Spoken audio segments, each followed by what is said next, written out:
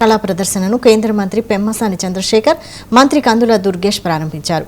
కళాకారుల ప్రతిభను వెలికి తీయడమే చిత్రకళ వీధి లక్ష్యమని మంత్రి కందుల దుర్గేష్ తెలిపారు.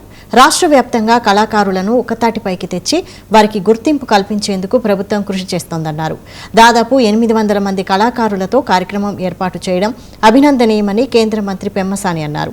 మాటలకు అందని భావాలకు రూపం ఇచ్చేదే కళ అని ఆయన పేర్కొన్నారు. ఊపిరిచ్చే, రూపమిచ్చే, చరిత్రనిచ్చే చిత్ర కళాకారులకు, శిల్ప కళాకారులకు రక్తంలో ఉత్సాహం, ఆలోచనలలో కొత్తదనం నింపుకున్నటువంటి విద్యార్థులకు, వేదికను అలంకరించిన పెద్దలకు నా హృదయపూర్వక నమస్కారాలు.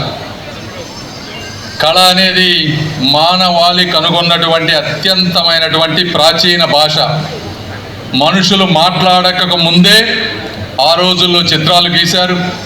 అక్షరాలు పుట్టక ముందే తమ ఆలోచనలను రాతిపై చెక్కారు.